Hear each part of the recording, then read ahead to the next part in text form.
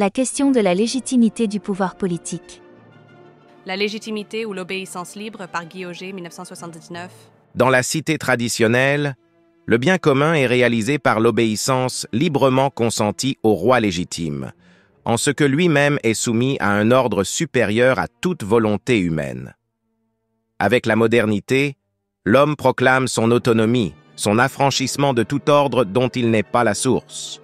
Aucune limite transcendante ne bornant plus la volonté de puissance, tout pouvoir qui s'exprime au nom de la volonté générale devient alors potentiellement totalitaire, que celui-ci soit démocratique ou autocratique.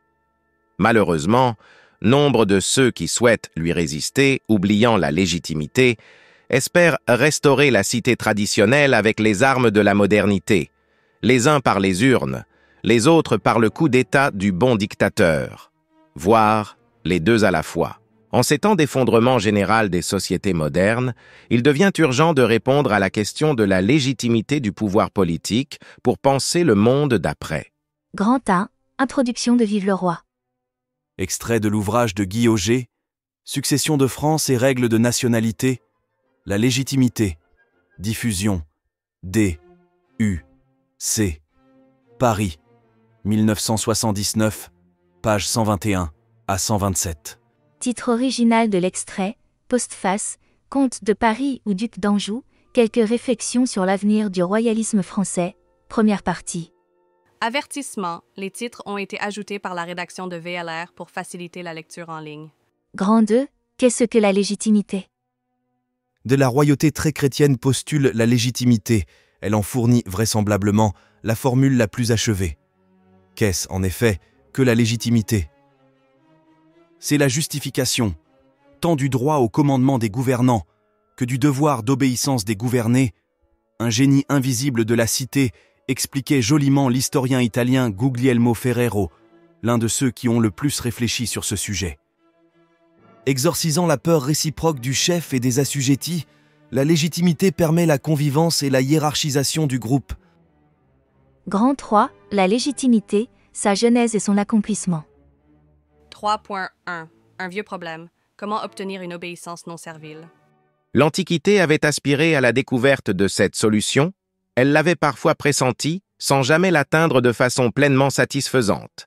L'État païen se confondait avec la force du chef et, quand il était tyrannique, se profanait avec lui. C'est le christianisme qui apporta au monde la solution de ce drame politique. Il le fit en distinguant nettement la fonction de l'homme qui en était revêtu, et qui n'exerçait qu'un ministère, qu'un service pour le bien commun.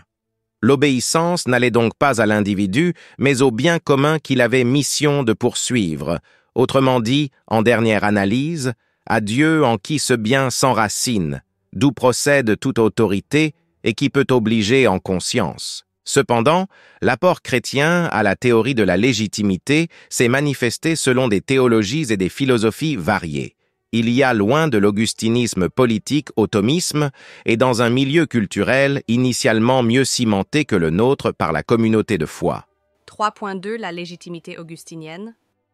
La force admirable de la légitimité royale chrétienne, telle que l'avaient conçue les doctrinaires de l'augustinisme du haut Moyen-Âge, reposait non seulement sur une vision cléricale de l'univers, où le temporel se subordonnait au spirituel, où la raison blessée s'en remettait entièrement à la révélation, où la grâce soumettait la nature comme la cité de Dieu intégrait la cité des hommes, mais encore sur la communication de l'intérieur que permettait la communion religieuse.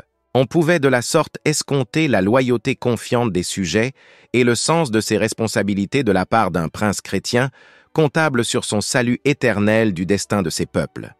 La liturgie du sacre l'exprimait de façon grandiose. 3.3. La légitimité thomiste ou légitimité achevée. La résurgence de l'aristotélisme ancien, baptisé intelligemment par saint Thomas d'Aquin, inaugura un humanisme chrétien, une certaine réhabilitation de la raison, seulement blessée, mais non anéantie par le péché, une vision réaliste de la nature. Pour saint Thomas, disciple d'Aristote, il y a un droit naturel de l'État, un ordre social naturel antérieur au christianisme, existant même à part de l'ordre religieux et du plan de la révélation. Bref, une autonomie du temporel que ce grand clerc libérait du cléricalisme, tout en montrant l'apport transcendant de la religion, seul à fournir la clé de cette nature harmonieuse et ordonnée qu'Aristote avait contemplée avec le réalisme naïf du païen. Pour saint Thomas, donc, si la grâce transcende la nature est autonome, l'État ne se fond pas, comme chez les augustinistes du haut Moyen-Âge, dans l'Église. Les thomistes ne sont pas des théocrates, et certes tout pouvoir vient de Dieu, mais in abstracto. Quant au reste, place était faite à la doctrine, aux légistes du droit romain, aux compétences profanes nourries de pensées grecques. La monarchie selon saint Louis, contemporain de l'Aquinate, est un type de gouvernement mixte, aristotélicien thomiste, ni sacerdotaliste, ni athée, ni despotique, mais tempéré, mesuré. Grand 4. La révolution contre la légitimité. 4.1 Le principe d'autonomie de la modernité. La souveraineté trouve sa source en elle-même. Malheureusement, la synthèse thomiste, si réaliste, du XIIIe siècle, n'a pas tenu en doctrine. Elle a été battue en brèche très tôt par les courants nominalistes, qui sont à l'origine de la réflexion moderne et des concepts nouveaux de souveraineté, de monarchie pure, de contrat social, de positivisme légaliste. Il appartenait à la Révolution française de porter cette tendance à son paroxysme sous le nom de souveraineté populaire, définie d'après Rousseau comme expression de la volonté générale. Alors que la souveraineté royale, même au plus beau jour de l'absolutisme bourbonien, restait le moyen du bien commun et n'avait jamais prétendu trouver en elle-même sa propre justification, la neuve souveraineté populaire fit triompher le positivisme juridique, assimilant le droit aux lois et les lois à la seule volonté souveraine du législateur. Le peuple devenait un souverain qui n'avait plus besoin d'avoir raison pour valider ses actes. 4.2 La puissance autonome est une puissance sans limite, totalitaire.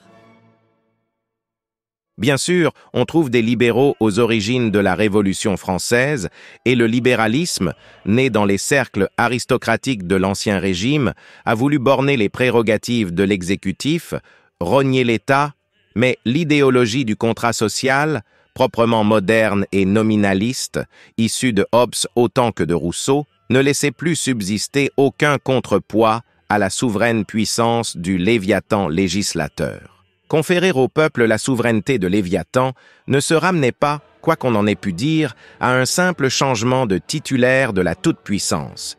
C'était une mutation décisive du concept de souveraineté, la porte ouverte au totalitarisme. Car le tyran de naguère pouvait bien s'arroger de fait la toute-puissance, il trouvait toujours en face de lui quelque Antigone, cette petite légitimiste, disait Maurras.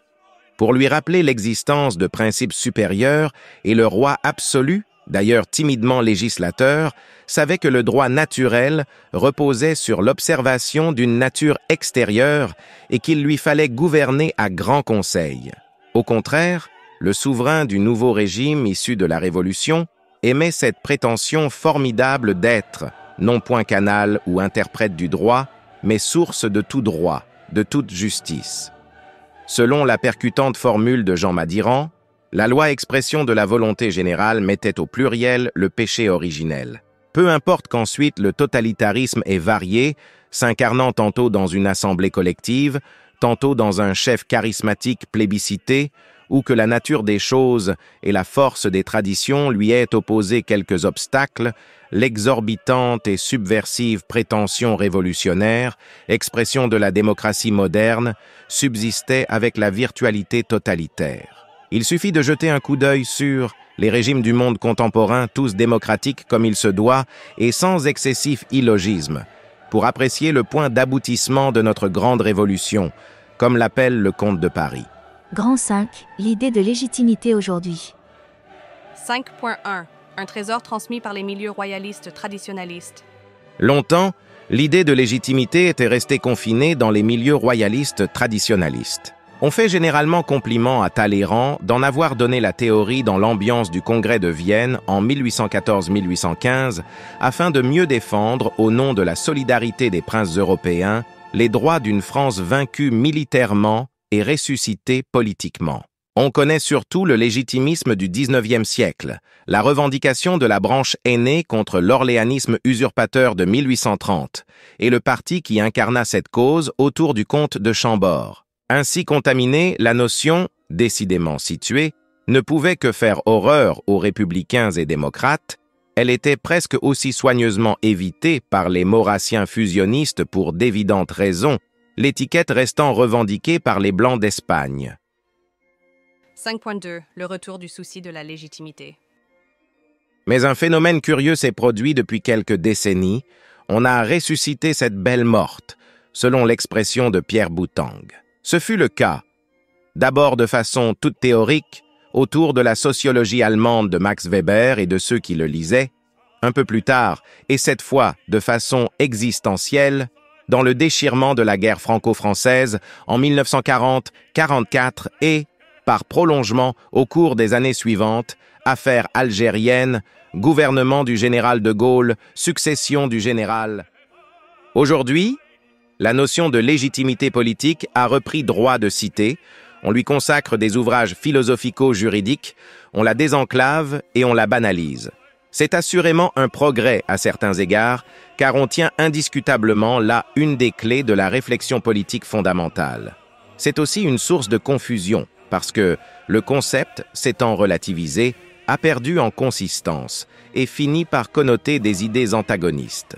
Ce qui est spécialement le cas lorsque les royalistes, inventeurs du terme, se mêlent de reprendre leurs biens. 5.3. L'équation impossible d'une légitimité démocratique. La légitimité, pour nos politologues contemporains, est volontiers subordonnée à une idée de droit dominante. Elle procède de la mode électoraliste et démocratique. Or, historiquement, on a rattaché de façon assez arbitraire la technique de représentation électorale et de votation majoritaire à la nouvelle légitimité démocratique. Ces rapprochements n'avaient rien de nécessaire. Ils eussent certainement choqué les Athéniens du temps de Périclès, pour lesquels seul le tirage au sort exprimait vraiment l'égalitarisme démocratique, tandis que l'élection restait une technique aristocratique. Quant au vote majoritaire, les clercs du Moyen-Âge le redécouvrirent à titre de simple expédient, pour échapper aux inconvénients graves de l'indécision à défaut d'unanimité. Personne ne prétendait encore que l'addition des voix désignât raisonnablement le meilleur, le procédé n'avait rien de parfait, on le savait empirique et grossier, et l'on entendait volontiers la major par comme devant être une sanior pars, une majorité plus qualitative que quantitative. De même, l'idée ancienne de représentation politique et sociale, qui a beaucoup évolué à travers l'histoire de notre Occident, n'était pas liée à un rite électoral neuf. Le roi héréditaire, le curé ou le seigneur du lieu pouvaient aussi bien représenter le populus que le député élu du bailliage. Le lien contemporain entre élection populaire et représentation légitime n'a pas de fondement rationnel. Quant à la sacralisation du principe majoritaire conférant à la moitié plus un des suffrages exprimés une valeur d'oracle, ce n'est pas du mysticisme, c'est de la mystification. Et alors, de deux choses l'une, Ou bien l'on prend au sérieux cette mystification, et elle mène en droite ligne au plus abominable des despotismes, celui qui contraint les âmes et que l'époque où nous vivons a eu le privilège de tester, ou bien l'on retombe sur un expédient arithmétique dérisoire chaque fois qu'il s'agit de choisir une décision importante. la prétendue solution démocratique dont se gargarisent à l'envi nos politiciens ne sait qu'osciller entre cette difformité et cette infirmité. Impossible par conséquent de ne pas ressentir l'échec, l'incomplétude, la vanité et aussi le perpétuel danger de la nouvelle légitimité populaire. Chaque campagne électorale, si besoin était, nous le rappellerait par d'abondantes leçons de choses. 5.4. Des royalistes qui cèdent aux sirènes démocratiques. Or, voici que des monarchistes, il est vrai qu'ils s'intitulent simplement royalistes, dont on attendrait la ferme réfutation des lubies démocratiques contemporaines, sacrifient à l'idole du jour. Tels d'entre eux donnent des leçons de démocratie au président de la République française, et même M. Pierre Boutang, habituellement peu conformiste, assure que le mot ne le gêne plus. Si le mot exprimait le besoin d'un consensus populaire, ou si, tout simplement, l'on entendait par démocratie l'un des régimes légitimes décrits par les vieux penseurs grecs, nous en serions tous d'accord, et l'on pourrait non seulement s'accommoder du mot, mais se dire antidémocrate sans choquer personne. Malheureusement, chacun sait que ce n'est pas le cas aujourd'hui, et que ce n'est pas d'un terme innocent qu'il s'agit. L'ambiguïté de l'antidémocratisme est incontestable, mais provient de l'ambiguïté fondamentale de la démocratie moderne. Aussi ne peut-on que redouter, pour l'avenir du royalisme français, l'effet des compromissions démocratiques du comte de Paris que suivent quelques néo-orléanistes. Ce prince, qui n'a pas la légitimité juridique, nous croyons l'avoir démontré, n'est pas davantage capable de proposer une saine doctrine politique dans laquelle pourrait se reconnaître la légitimité monarchique traditionnelle.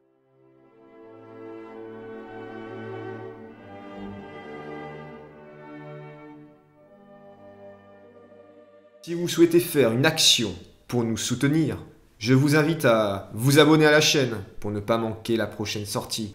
Aimez et commentez la vidéo, partagez-la et soyez un média de notre message. La fleur de lys refleurira, dans les cœurs elle s'ouvrira. Pour que vivent nos provinces, pays de France, vive Dieu et vive le roi, nos espérances.